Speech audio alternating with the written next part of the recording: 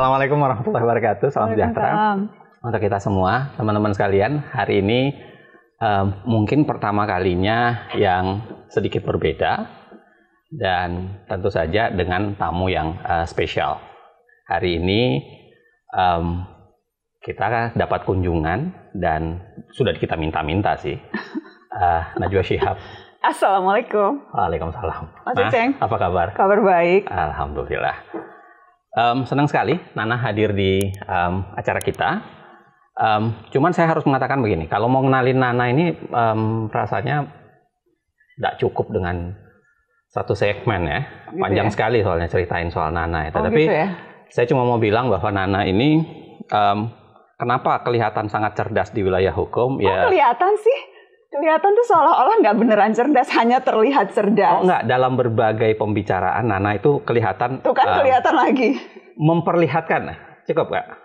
Nggak usah pakai kata penyambung, cerdas aja. Oke. Nana cerdas dalam soalan hukum. Oke. Barangkali karena pengaruh ya S1, S2-nya juga ilmu hukum kan. Iya. Di UI dan yang lebih bagus dari UGM itu. Oh ya, harusnya begitu. Makasih, Nah. Sama-sama, Nah ya. Kita salam dulu teman-teman. Panjang umur perjuangan. 1, 2, 3. Panjang umur perjuangan. Oh, itu ciri khas ya? Iya dong. Sekali lagi biar lebih mantap. 1, 2, 3. Panjang umur perjuangan. Nah, makasih. Tangannya kiri apa kanan sih harusnya? Kalau gitu kan gini. Oke, mohon maaf. Silakan. Udah lama kok nggak gangguin nih. Gangguin orang. Iya betul. Karena terbiasa selama ini dia mewawancara. Ini kali ini pertama kali. Kayaknya udah puluhan kali kita wawancara berdua gitu. Dan biasanya saya yang diwawancara kan. Ini pertama kali saya. Tapi memang aku akhir-akhir ini tuh banyak diwawancara orang-orang yang random. Terakhir tuh aku isi podcastnya Bang Aji Roma Irama. Belum lama. Itu juga aku nggak pernah terbayangkan tuh akan berada dalam posisi di mana Bang Aji nanya-nanyain aku. Dan konsepnya unik tuh podcastnya Bang Aji. Jadi dia nanya, aku jawab, terus kemudian Bang Aji ceramah gitu ya, terus kemudian kita diskusi. Jadi memang seru sih. Jadi nanti Mas Uceng juga akan kayak gimana nih konsepnya kita? Saya belum tahu juga, belum terpikir. Tapi nanti silahkan kita mengalir saja ya. Nah, saya mau nanya gini Nas, secara sederhana ya. Sebenarnya kan biasanya kita orang bicara soal Indonesia, ya kondisi Indonesia lah, apa yang terjadi di Indonesia. Kalau misalnya saya tantang Nana begini, kalau mau dijelaskan Indonesia dalam puisi, Nana pilih puisinya siapa? Pas banget karena kan kita lagi di toko buku Akik ya. Iya betul. Buku Akik, jadi memang pasti bicara puisi. Keren. Dan toko hal-hal yang indah di toko buku. Benar. Dan kan aku mau bilang kan, aku mau datang podcast asal kita bicaranya tuh sesuatu yang jangan hukum terus gitu. Bicaranya tuh sesuatu yang tetap harusnya yang lebih tinggi dari hukum. Puisi itu kan bisa membahas segala sesuatu ya. Oh iya, tapi kan hukum juga ada bagian culture-nya kan, ada bagian kulturalnya yang itu bicara soal rasa, soal salah satunya pasti puisi. Iya, karena aku ingat aku tuh pernah wawancara almarhum Artijo dan dia bilang untuk anak hukum, sarjana hukum itu penting kemampuan untuk mengolah rasa dan cara mengolah rasanya itu lewat baca novel dan baca puisi. Iya. Jadi puisi itu kan medium yang tepat untuk kita mengasah kepekaan ya. Satu sisi ya, juga kalau kalau mau merangkai kata, mau nulis dengan baik kan biasanya novel dan puisi juga pilihan diksinya akan kaya. Tunggu sebentar, ini saya nanya Nana tadi soal Nana kalau mau jelasin Indonesia pakai puisi, Nana pilih puisinya siapa sih? Banyak banget. Ini aku udah bawa beberapa dan sebetulnya ada banyak contoh. Cuma aku akan mulai dengan puisi salah satu penyair favoritku. Orang Jogja juga. Joko Pinurbo. Iya, udah tahu ya. Itu sih rahasia umum sih, Mas Penyair. Dia manggil aku Mbak Penyiar, aku manggil dia Mas Penyair. Joko Pinurbo. Ini salah satu buku puisinya yang terbaru juga, Salah Piknik teman-teman. Dan ini memang ada banyak puisi-puisinya tuh yang menggambarkan situasi hari-hari ini. Ada yang judulnya Pemilu. Ada yang judulnya Rumah Rakyat. Ini perdagangan senja. Aku bacain yang pertama dulu ya. Rumah Rakyat, Joko Pinurbo. Penjaga rumah yang naif itu heran melihat penghuni rumah yang dijaganya mengajak beberapa orang pencuri ke rumahnya dan menyilakan mereka mengambil barang-barang yang ditimbunnya. Penghuni rumah menyuruh penjaga rumah lapor kepada polisi bahwa telah terjadi perampokan di rumahnya ketika dia sedang bertugas di kantornya. Penjaga rumah yang lugu itu menceritakan kejadian tersebut sebagaimana adanya. Rumah rakyat, soal korupsi. Ini juga ada. Pemilu. Jika saya terpilih, bla bla bla. Jika saya mendapat amanah, bla bla bla. Pemilu adalah orang yang pekerjaan, hobi, atau keahliannya membuat pilu orang lain. Bla bla bla telah memilukan kita. Yang menarik dari Joko Pinurbo itu apa coba Mas Uceng? Kemampuannya untuk mengubah hal-hal biasa jadi terlihat luar biasa. Kata-kata sederhana. Dan pilihan diksinya nggak ketebak gitu. Kadang-kadang satu lagi boleh nggak? Oh, aku bisa sepanjang malam sih kalau baca puisinya Jokpin. Sayangnya kita terbatas nih. Oh ya mohon maaf ya. Nanti diedit aja bagian yang aku baca puisi. Perdagangan senja. Sebelum mengibarkan dan menjualnya kepada dunia, kami harus membersihkan dahulu senja kami yang jelita dari dosa-dosa negara. Sayang, kami tak bisa menghilangkan noda duka kekasih-kekasih kami yang telah binasa. Itu dulu kampungku, itu dulu halamanku, itu dulu tanah airku. Senja kami adalah bendera pusaka nestapa kami. Tahu nggak ini tentang apa Mas Uceng? Ini tuh tentang kerusakan lingkungan. Tentang bagaimana kita biasa menjual senja. Di atas eksploitasi yang dilakukan di tanah. Dan sekarang makin mengerikan sebenarnya ya, kalau kita mau lihat. Nah, saya mau nanya dulu, kenapa 3 puisi itu yang kepilih? Jadi satu soal lingkungan, satu soal pemilu, satu soal berkaitan dengan korupsi. Apakah itu merepresentasikan bahwa problem Indonesia memang juga ada di situ? Sebetulnya kebetulan karena halamannya berurutan sih. Mohon maaf, aku nggak secanggih itu.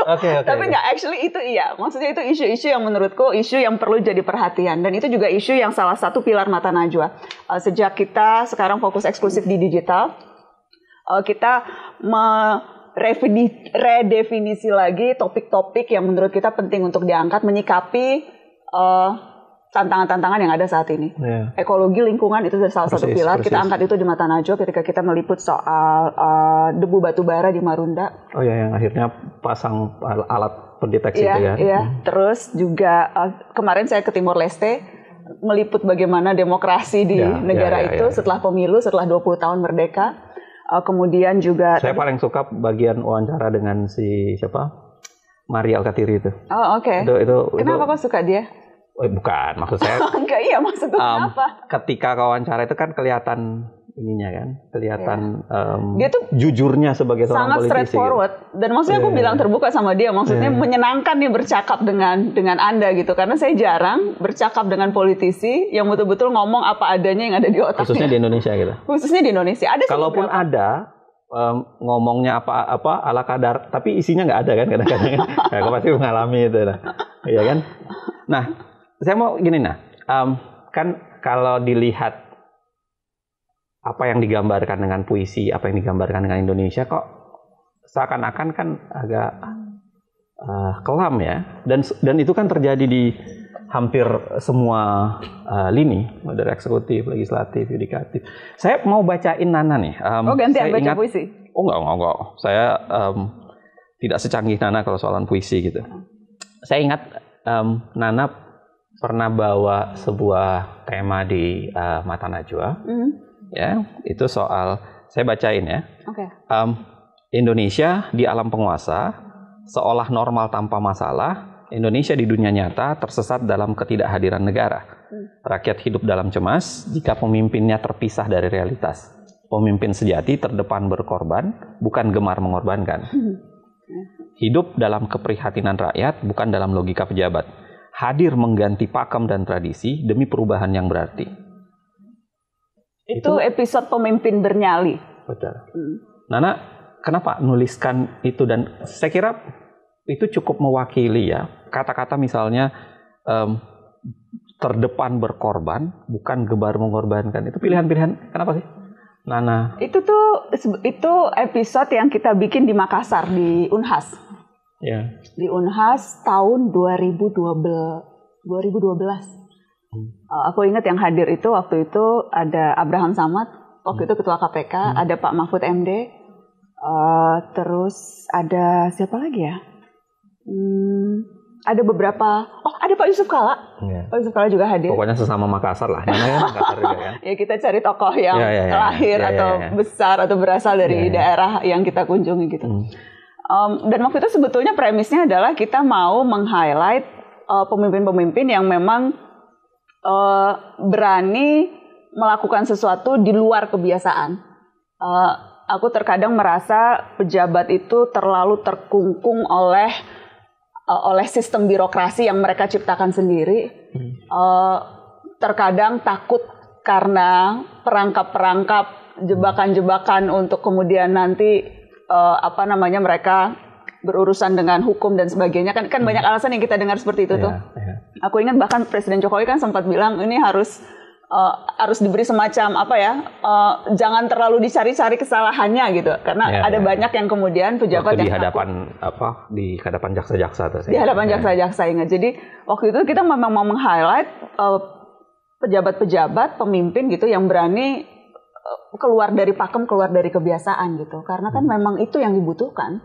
Kalau biasa-biasa saja, business as usual gitu, negara sebesar ini. Nana punya nggak prototipe pemimpin yang Nana pikir paling pas untuk Indonesia di masa lampau atau masa sekarang? Nana kepikir nggak? Lebih ke kriteria. Karena bagi saya pemimpin pasti ada masanya ya. Iya. Setiap masa membutuhkan tipe kepemimpinan sendiri, barangkali nggak bisa dipukul rata gitu.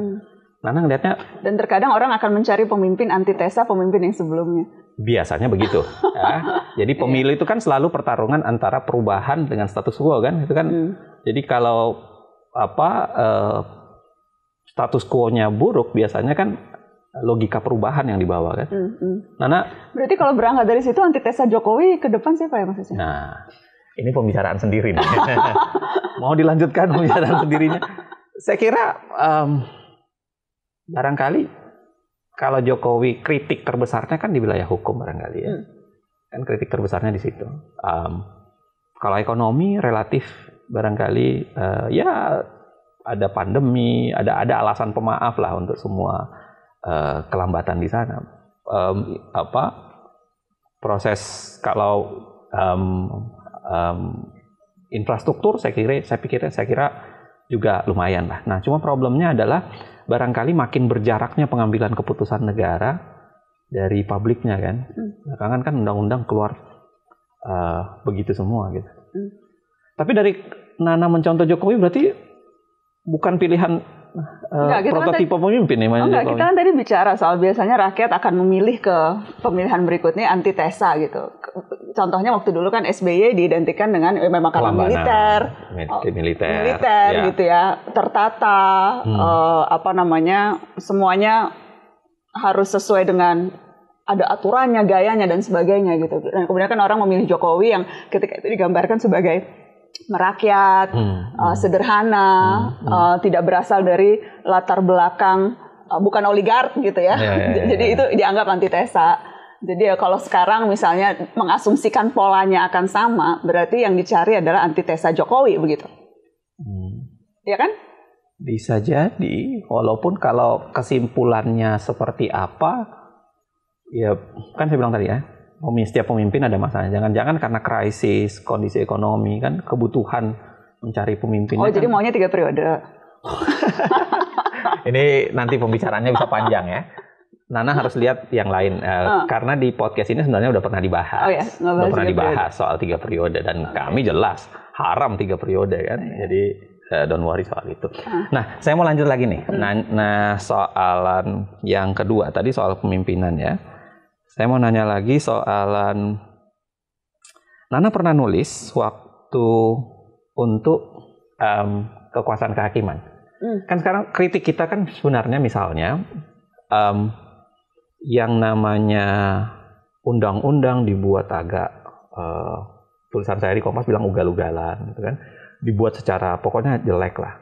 Nah, tapi katup pengamannya yang kita bayangkan harusnya berfungsi itu Mahkamah Konstitusi juga ya sekarang itu berjalan tertatih tuh, bahkan nggak terlalu menarik gitu. Nah, Nana saya ingat dulu pernah nulis satu episode soal Mahkamah Konstitusi. Bilangnya begini, karena kekuasaan memang harus dibatasi, maka bentengnya adalah konstitusi. MK menjadi begitu strategis, pengawal Indonesia agar tetap demokratis. Ya. Selama tidak tersandung korupsi dan kolusi, kita masih bisa berharap pada MK. Karena sekali lagi, korupsi, wibawa MK akan habis terkebiri. Saya mau berangkat dulu nih. Menurut Nana, ya problem korupsi di MK kan sudah ada ya, sudah pernah ada gitu. Problem MK sekarang dalam pembacaan Nana itu apa? Tidak bisa. Contoh lah, ketika ada undang-undang MK baru disahkan, itu kan sangat cepat, hampir tidak ada partisipasi publik sama sekali gitu. Dan itu menjadi ironi ketika di berbagai keputusan, ketika ia membatalkan undang-undang, itu kerap kali alasan yang digunakan adalah harus ada meaningful participation. Itu juga kemudian yang disebut ketika Cipta Kerja, ketika disebut inkonstitusional bersyarat. Itu kan karena dianggap partisipasi publiknya tidak ada yang meaningful gitu. Tapi kemudian ketika ia mengadili perihal sendiri undang-undang MK, itu sama sekali tidak diperhitungkan loh soal meaningful participation itu. Bahkan kalau baca dissenting opinion di dalam situ, ada salah seorang hakim yang menceritakan betapa para hakim itu saling intip, kayak intrik gitu, untuk mau memutus dengan cara apa itu saling intip, baca aja. Itu di situ ada diceritakan. Namun artinya begini, kalau kita bicara konteks Nana menuliskan ini di tahun 2014 ya. Ini tuh konteksnya ketika kita melihat MK sedang memutuskan sengketa Pilpres, sengketa pemilu. Jadi Mata Najwa beberapa kali mengangkat soal MK, yang waktu itu yang pertama ketika Akil Mohtar tertangkap tangan mencuri gitu ya, ketua Mahkamah Konstitusi mencuri, menyembunyikan ratusan juta uang di balik temboknya. Itu epic banget. Itu kita kemudian mengangkat soal itu, dan itu lebih kemarahan gitu ya. Ini tuh konteksnya adalah ya ketika itu ya Mahkamah Konstitusi yang akan menentukan soal sengketa pemilu, dan memang harus ditentukan. Dan ketika itu ya kita berharap MK begitu sebagai lembaga demokrasi. Tapi saya kan memahaminya bahwa di situ tersimpan pesan bahwa MK harusnya kan independen kan, menarik diri dari presiden. Nah sekarang kan kesannya misalnya dengan pernikahan Pak Ketua MK dengan adik presiden, kan artinya ada semacam pertanyaan soal independensi. Paling tidak membuat orang bertanya-tanya. Dan kalau orang bertanya-tanya, orang sudah suzon dan sebagainya gitu ya. Itu kan tentunya menggerus sedikit banyak kepercayaan orang terhadap institusi ini gitu. Tanpa kemudian menuduh pasti akan ada konflik of interest. Karena aku tahu Mas Ucen kan juga bilang ini harus dipisahkan begitu dan sebagainya. Tapi bahkan sekedar pertanyaan saja, keraguan itu sudah mencederai harkat dan martabat MK menurut saya. Dan saya kira peradilan salah satu bisnis utamanya kan kepercayaan ya. Karena kalau peradilan nggak dipercayai, apapun putusannya, mau bagus atau tidak, ya sama aja, selesai gitu. Nah, lanjut lagi Saya mau nanya lagi. Kok jadi serius banget kita ini? Nana nggak mau serius? Iya, nggak apa-apa sih ya udah. Dikit lagi ya. Saya kan janjiannya nggak serius. Iya. Bahkan ini paling tidak serius saya sebenarnya. Oh gitu ya? Iya. Biasanya lebih serius dari ini? Biasanya lebih serius ya? Oh iya? Parah. Parah loh. Iya. Takut komentar. Aja komentarnya. Iya. Kalau komentarnya tuh agak ngeri-ngeri gitu. Oh gitu? Saya bacain lagi ya. Boleh. Ada satu catatan Najwa dulu soal penegak hukum. Waktu itu Nana nulis begini nih. Rakyat perlu para penegak yang berwibawa, bekerja lurus demi keadilan dengan bangga. Karena kita tidak akan membayar seragam mereka hanya untuk menegakkan hukum rimba. Nah, saya kira konteks pertanyaan ini kan, pernyataan ini menjadi menarik kalau ngelihat sekarang lagi kan. Ya kasus ya salah tangkap, kasus kasus yang sampai sekarang masih diributkan ya soal penembakan itu, kasus KPK juga udah mulai melemah, kejaksaan yang kemudian ada misalnya dalam kasus Pinangki kemudian begitu mendapatkan perlakuan istimewa, putusan yang makin buruk. Nana mau kasih catatan apa dengan isu hukum tuh, terutama isu soal salah tangkap, korban ketidakadilan itu salah satu topik yang paling sering dibahas di Mata Najwa. Judulnya tuh udah, kalau aku bisa nyebut beberapa ya, rimba pidana, hukuman suka-suka, hukum salah alamat, Kalau ngomongin penjara, ada penjara pura-pura, ada yang dibalik pura-pura penjara, ada yang penjara istimewa. Jadi yang waktu waktu sidak penjara itu kan? Iya. Tapi memang kasus-kasus ketidakadilan, korban salah tangkap, korban rekayasa hukuman, itu salah satu topik yang rasanya memang paling sering dibahas di Mata Najwa. Dan sebetulnya itu jadi bikin miris sih, karena kejadiannya polanya berulang. Seperti kalau kita bikin puisi ada rimanya. Iya. Itu orang. Dan kayak tidak ada akhir ya? Iya. Ada aja yang baru gitu. Ada yang, saya ingat misalnya di tahun ketika awal-awal Mata Najwa kita bikin soal ada 2 kakak beradik yang dituduh mencuri kotak amal di masjid. Umur 11, umur 12. Kemudian ditemukan meninggal di penjara. Bilangnya bunuh diri. Iya. Yang kemudian diduga keras itu disiksa sampai akhirnya meninggal. Belasan tahun dituduh mencuri uang kotak masjid gitu. Itu terjadi di Sumatera Barat. Dan Mata Najwa waktu itu wawancara sang ibu. Datang ke studio, nggak bisa bahasa Indonesia, kemudian ditranslate oleh teman-teman dari LBH gitu. Kemudian ketika kita angkat soal kasus Cipulir pengamen yang juga dituduh membunuh, berbulan-bulan di penjara, tapi kemudian terbukti tidak bersalah. Soal kita ingat dulu ada siapa yang terkenal, Hamdani pencuri sandal. Iya, mencuri sandal. Samsuri gitu. Pencuri buruh pabrik kalau nggak salah. Kemudian juga ada kakek-kakek yang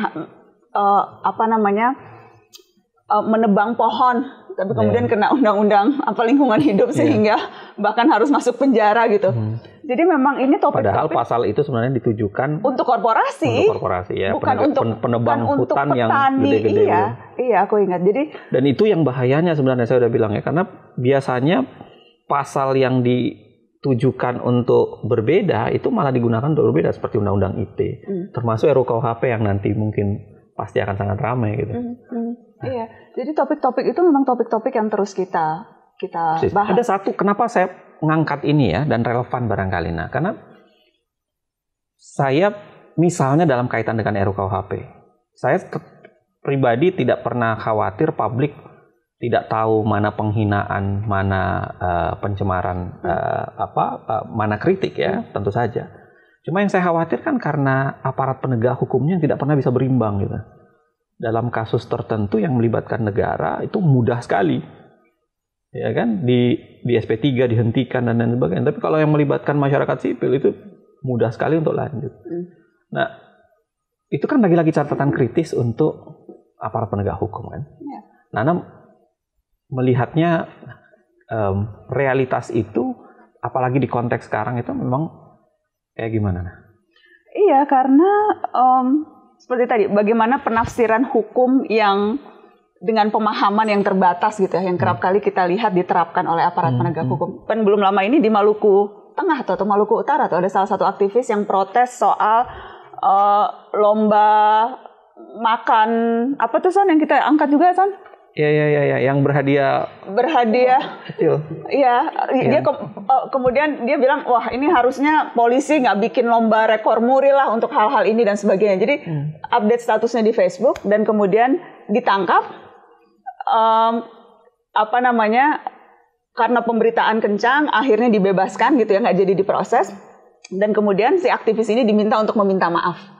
Jadi apapun yang sudah terjadi, walaupun katanya menggunakan pendekatan restoratif justice gitu, tapi apapun itu sudah berhasil untuk menakut-nakuti. Pada saat mengungkapkan permohonan maaf tuh saya tidak akan lagi mengomentari hal-hal kurang lebih seperti itu, yang bukan wewenang saya atau apa begitulah. Jadi tujuannya sudah tercapai, tujuan untuk membuat orang takut bicara, walaupun akhirnya tidak jadi diproses. Sudah kejadian gitu. Dan tidak perlu diproses karena tujuannya udah tercapai kan, orang udah takut. Cukup ditangkap, diginepin berapa hari, habis itu disuruh secara terbuka dibilang meminta maaf gitu ya. Dan kemudian seolah-olah polisi sudah melakukan tugasnya restoratif justice, berbesar hati memberikan maaf. Yang harusnya minta maaf ya polisi yang nangkep. Kenapa malah justru sekarang kayaknya lebih serius Nana dibanding saya. Aku tuh selalu kalau bicara seperti ini suka terbawa. Apa ya gitu. Itu jadi lebih serius kan? Kelihatan kan? Ini isu yang memang bikin gampang naik darah ya Mas Uceng. Iya benar. Iya kan? Benar. Nah, ada lagi satu Tadi kan kita udah bicara soal eksekutif, kita bicara yudikatif, kita bicara penegak hukum. Satu lagi, ada juga untuk politisi, untuk legislatif, untuk pejabat-pejabat kita yang parlemen dan lain-lain sebagainya. Saya ingatkan begini, Nana nulis, berpolitik jadi sebuah pilihan yang mesti dipertimbangkan bagi siapa yang menghendaki perubahan. Karena perubahan tak datang tiba-tiba, hanya berkat doa di tengah malam buta. Saya memahami ini kan agak banyak nih ya, bahwa berpolitik itu pasti pilihan, panggilan juga. Nah, tapi pada saat yang sama, ini kan seakan-akan mengatakan bahwa ya kalau berpolitik itu orang harus terjun melakukan upaya perbaikan. Nana udah ada yang ngajak nggak? Dari dulu. Sudah diajak? Diajak, Kalau sekarang tuh hari-hari ini ya, bujuk rayu dan menakut-nakuti itu kadang suka campur jadi satu. Campur jadi satu. Jadi menjawab pertanyaan itu, iya dari dulu sudah sering diajak. Tapi kenapa tidak memilih, karena perubahan tidak datang tiba-tiba, tidak dengan doa di tengah malam buta, kenapa Nana milih nggak mencoba masuk? Karena pilihannya kan nggak hanya itu. Kalau kita bicara politik ya Mas Uceng lebih tahu gitu. Politik kan bukan hanya semata jadi anggota DPR gitu. Atau masuk partai politik. Atau jadi kader ormas dan sebagainya gitu ya. Apa yang kita lakukan sehari-hari, perbincangan ini pun kita melakukan. Kita berpolitik ketika kita berbincang ini. Kenapa pilihan langkah politiknya adalah di luar partai politik? Karena aku merasa sekarang warga negara tuh lagi keteteran di hadapan aparat negara, Mas Uceng. Yang perlu kita lakukan sekarang menguatkan warga negaranya. Negara terlalu kuat ya? Iya. Masyarakat sipil yang harus dikuatkan. Masyarakat sipil yang harus dikuatkan. Jadi pilihan untuk berada di luar sistem, pilihan untuk berada di barisan teman-teman masyarakat sipil, itu pilihan yang rasanya sekarang lebih banyak memberikan manfaat. Lebih rasional dan lebih urgent gitu. Iya. Nah, tapi akhirnya kan persoalan klasik bahwa kita kekurangan orang yang mau memperbaiki politik itu akan terjadi lagi. Masa sih? Banyak kok sekarang orang-orang yang mau masuk politik. Dan biarkanlah memang orang-orang yang memang punya minat, punya skill, punya keinginan dan mudah-mudahan punya hati gitu ya. Memang untuk jadi politisi gitu. Banyak kok yang sekarang anak-anak muda yang cerdas-cerdas dan sebagainya, dan itu yang harus dikasih tepuk tangan. Iya, walaupun bahwa kemudian ketika mereka masuk dan belum bisa berbuat apa-apa karena kan partai politik tuh persoalan lain itu kayaknya lembaga yang paling tidak mereformasi dirinya sejak reformasi deh. Kalau kita bicara partai politik. Ini makin serius lagi teman-teman. Iya, jadi tapi bahwa kemudian ada yang mau masuk berusaha untuk mengubah dari dalam gitu ya. Dengan berbagai mimpi bisa melakukan itu gitu. Menurutku itu harus ditepukin dan dikasih applause. Oke. Nah, teman-teman sekalian, panjang banget saya ngobrol dengan Mbak Nana. Sebenarnya bisa masih lebih panjang lagi nih. Tapi saya mau kasih kesempatan ke Nana untuk secara sederhana barangkali mau menyampaikan catatan soal puisinya cuma tadi aja, banyak banget, terlalu banyak puisi bagus Mas Uceng yang harusnya tuh bisa disebarluaskan di podcast ini. Ini supaya meredam, tadi kau udah emosi kayaknya 2 kali gitu. Ini coba saya redam. Itu emosi, itu semangat. Ya? Aku kalau emosi lain lagi. Aku kalau emosi diem orangnya. Ketika menggebu-gebu tuh lebih ke passion sebetulnya. Oke. Gitu. Catat teman-teman ya, catat itu. Catat. Iya, kan aku bilang kenapa sih minta puisinya hanya soal negeri gitu. Ada yang lain kenapa mikirin negeri? Emang negerimu mikirin kamu, Mas? Iya. Jadi mari kita teman-teman sekalian ingat itu ya. Iya. Kan jadi mari bicara sesuatu yang bisa resiprokal. Ini ada puisi dari Rabu Pagi Syahbana, Mencintai Kamar Mandi. Jadi ini kita baca puisi cinta ya. Jika cinta lahir dari mata, tempat lelah paling mewah adalah ketika aku membaringkan pikiran ke arahmu. Kau yang aku temukan di antara kemungkinan terakhirku. Apa yang disembunyikan rindu selain masa depan dan sebuah pertemuan? Aku tak lagi membacamu sebagai jarak, karena kau telah berpindah dan tinggal mengambil sebagian dari detak di jantungku. Iya, jika cinta lahir dari mata, kemudian turun menjelma mata air, maka rinduku yang terlahir di dada adalah rindu yang kemudian naik menjelma air mata. Rabu Pagi Syahbana. Wah. Teman-teman jangan baper ya. Santai ya. Iya kan? Ya, ini jauh lebih syahdu. Ya. Dan sendu. Walaupun bisa dimaknainya bisa beragam ya. Bisa dimaknai apa secara... kamu mau maknainya apa jika bisa beragam apa gitu. Aku pengen tahu apa. Tapi yang penting teman-teman jangan baper dari ya. Cinta lahir dari mata, Mas. Saya juga suka Aan. Ini aku jangan salah, aku ada juga. Oh, bagus juga. Aku hendak pindah rumah. Ini juga Aan juga menarik puisi-puisinya. Pilihan diksinya itu enak gitu. Pilihan diksinya di luar dari di luar dari kebiasaan kita gitu. Jadi tiba-tiba nganggap tiba-tiba kok ada kata ini gitu. Karena puisi itu memang bisa menggambarkan segala hal yang perlu, bisa mulai dari